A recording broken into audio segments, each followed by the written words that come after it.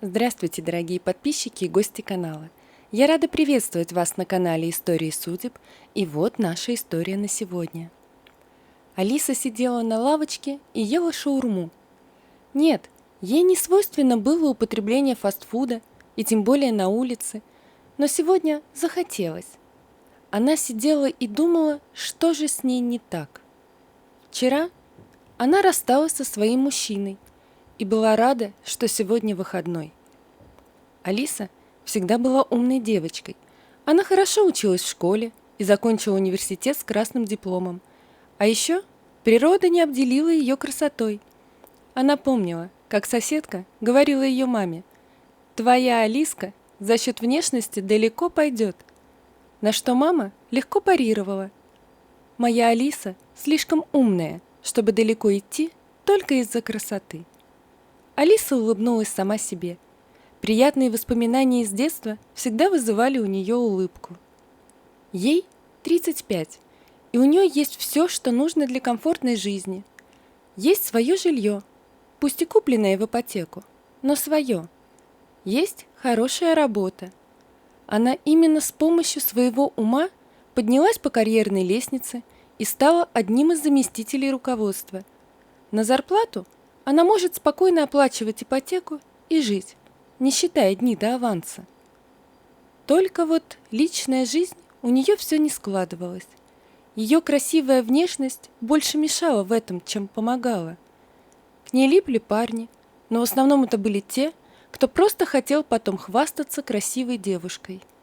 Павел сначала ей показался не таким, но он не поддерживал разговоры, а больше любил ходить по клубам.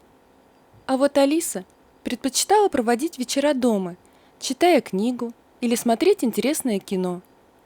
В отпуск она любила ездить в какое-нибудь тихое место, где нет дискотек и шума. А вот Павел настаивал на том, что отпуск надо провести обязательно в крутом отеле, где есть много развлечений. Так что фраза «не сошлись характерами» вполне реально описывала их отношения. И вот вчера вечером она решила закончить эти отношения, и Павел в принципе не сопротивлялся. А сегодня она сидит в парке и ест шаурму. Осень уже полноценно вступила в свои права, и было прохладно. Середина октября не радовала солнышком. Доедать не хотелось, и она положила пакет с шаурмой рядом на лавочке, решив на обратном пути покормить дворовую собаку. «Тетя, вы будете доедать?» Алиса подняла глаза и увидела мальчика лет 10. Он смотрел прямо на нее. На нем была хорошая одежда, но не чистая. Он не был похож на бродягу или тех детей, которые сидят рядом с цыганами возле магазинов. «Ты хочешь кушать, малыш?» Мальчик кивнул. «Пойдем, я куплю тебе новую. Я не обижу. А эту только собачкам уже можно отдать. Я ее уже ела». Малыш сомневался, и это было видно. Но Алиса встала, забрала пакет с шаурмой и пошла в сторону киоска. Он держался чуть поудаль. Она купила пирожков и протянула пакет. Мальчик улыбнулся и тут же куда-то побежал. На обратном пути домой Алиса покормила собаку и провела весь день, смотря телевизор. Из головы не выходил тот мальчик. Как он? А вдруг он живет на улице, а послезавтра уже обещали сильное похолодание? Она уснула только после того, как решила, что завтра пойдет обратно в парк. Она села на ту же лавочку. Рядом с ней стоял пакет с молоком, булочками, колбасой. Все, что она додумалась купить по дороге в парк. Все это было гораздо лучше, чем фастфуд. Просидев там около 3 часов, Алиса уже подумала, что это была глупая затея. Но тут она увидела его, того самого мальчонку, и помахала ему рукой. Он подошел и посмотрел на Алису. «Малыш, вот, возьми». И она протянула пакет. Там немного еды и молоко. «Спасибо, но я не малыш, я уже большой». И как тебя зовут, большой мальчик?» «Денис Витальевич Орлов», — четко сказал он. «А я Алиса». Девушка улыбнулась и протянула пакет. Глаза Дениски засветились от счастья, когда он увидел там так много всего. Он уже хотел уйти, но Алиса его остановила. «Подожди, расскажи мне о себе. Где ты живешь? У тебя есть родители?» «Мне нельзя рассказывать. Вы нас в детский дом отдадите», — сказал мальчик и быстро пошел прочь, не оглядываясь. «Он еще и не один», — вздохнула Алиса и пошла следом. Чтобы быть не такой заметной, сняла яркую куртку и положила в рюкзак. Она проследила за мальчиком до заброшенного здания на краю парка. Простояв рядом минут 15 и убедившись, что он прямо сейчас оттуда не выйдет, Алиса зашла. Она шла и ругала себя. Вот зачем я это делаю?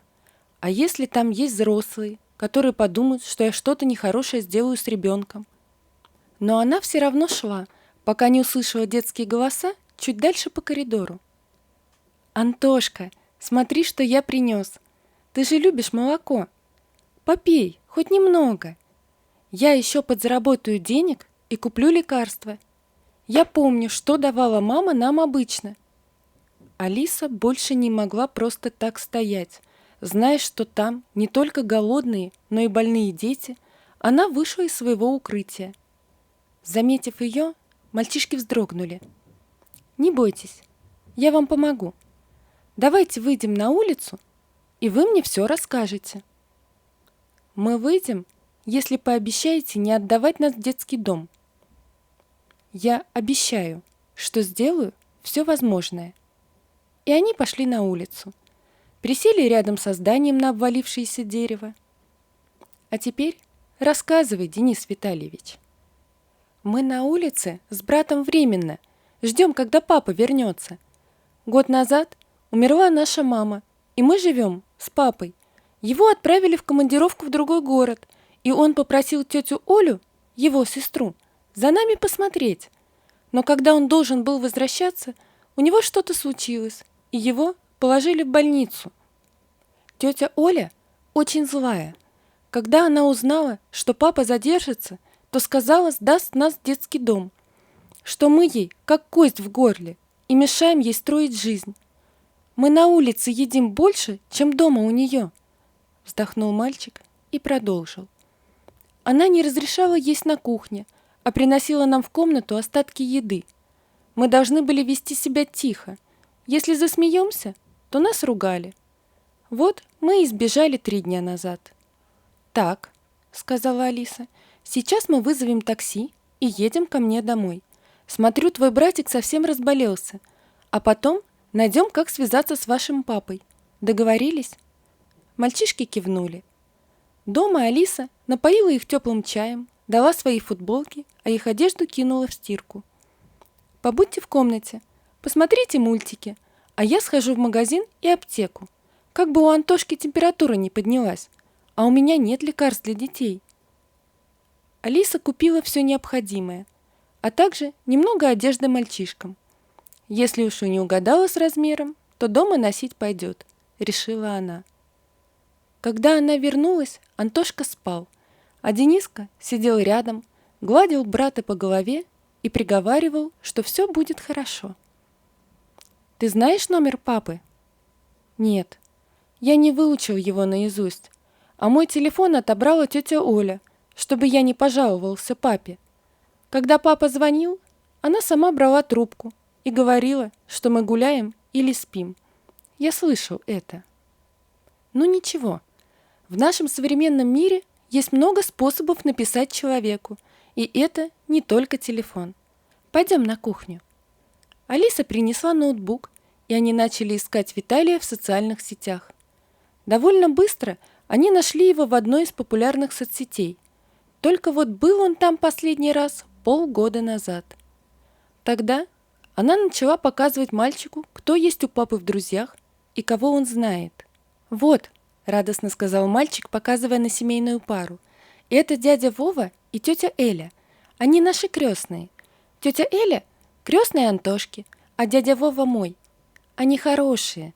Папа хотел нас у них оставить, но они уехали в отпуск куда-то далеко на месяц.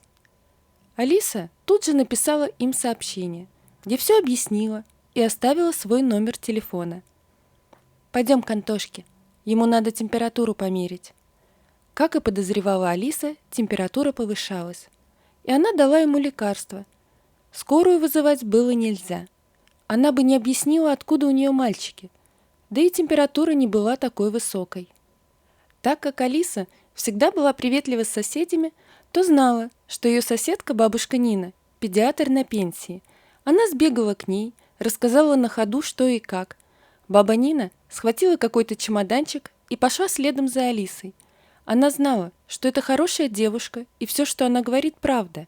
Алиса часто помогала ей. То продукты может донести, то пирога к чаю принесет. Нина Андреевна осмотрела малыша, записала, какие еще лекарства надо купить, и что нет ничего страшного, но надо наблюдать. Алиса помчала опять в аптеку. На обратном пути в подъезде ее ждала баба Нина и вручила баночку. Это малиновое варенье, домашнее, пусть чай пьют с ним. Еще раз поблагодарив, Алиса поднялась к себе в квартиру. Когда мальчишки, поужинав и попив чая с вареньем, легли спать, она передохнула и пошла на кухню. Она совсем забыла, что убрала звук на телефоне, боясь разбудить еще в обед Антошку. А когда взяла телефон, там было много пропущенных вызовов. Перезвонив по последнему номеру, услышала встревоженный голос мужчины. «Вы Алиса? Вы написали моему куму, что мои сыновья у вас?» «Да, это я. Не беспокойтесь. Мальчики поели и спят. Антошка немного приболел, но его осмотрела баба Нина. Она врач, на пенсии, и я дала лекарство». Не знаю, почему начала отчитываться Алиса. «Я Виталий», — уже спокойным голосом сказал мужчина. «Я уже в аэропорту и утром буду в городе. Напишите, пожалуйста, адрес. И спасибо вам, Алиса. Я не знаю, как и благодарить вас. Мои мальчишки — самое ценное и дорогое, что у меня есть». Утром их всех разбудил звонок в дверь. Алиса быстро оделась и пошла открывать. На пороге стоял высокий мужчина с букетом цветов и тортиком в руках. «Здравствуйте, Алиса. Я Виталий. Можно пройти?» Алиса впустила мужчину в квартиру, и тут же в коридор выбежали мальчишки. «Папа, папа, ты приехал!» — кричали они и обнимали отца. Потом они пошли все вместе пить чай с тортиком. Еще раз поблагодарив, Виталий с мальчишками ушел. На работу Алисе не надо было. Она еще вчера предупредила руководство и взяла недельный отпуск за свой счет, так как не знала, насколько это все затянется. И теперь она сидела на кухне, вдыхая аромат цветов и ела тортик. В квартире было так тихо, что она поймала себя на мысли, как ей нравился этот шум и заботиться о ком-то. Особенно, когда это ребенок, который может рассчитывать только на тебя. Весь день Алиса провела дома. Периодически она смотрела на телефон, но тот молчал. Ей хотелось позвонить Виталию и узнать, как мальчики, но она боялась навязываться. Так прошло еще 3 дня. В пятницу она пошла в парк, где встретила Дениску. С собой у нее были семечки для голубей. Купив мороженое и присев на ту самую лавочку, она наслаждалась чистым воздухом и кормила птиц, когда услышала детский голос. «Пап, я же говорил, что ее тут найдем!» Это был Дениска. Алиса увидела Виталия с мальчишками. «А мы вас ищем. Дома вас не было, и я подумал, что вы на работе. Предложил мальчикам зайти вечером, но Денис привел сюда. Извините, пожалуйста, что раньше не появлялись. Надо было разобраться с Ольгой и полечить Антошку. Как только нам разрешили гулять, то мы сразу к вам. Можно мы составим вам компанию?» «Можно, но только если перейдем на «ты», — сказала Алиса и улыбнулась. Прошло 1,5 года, и вот они опять сидят на этой лавочке с Виталием. Мальчишки бегают вокруг, а рядом в коляске сопит маленькая принцесса. Если бы раньше Алисе сказали, что чтобы найти свою любовь, ей надо съесть шаурму, то она бы ни за что не поверила. Вот такая история, друзья. Напишите, пожалуйста, что вы думаете об этой истории. Не забудьте подписаться на канал и поставить лайк. До свидания.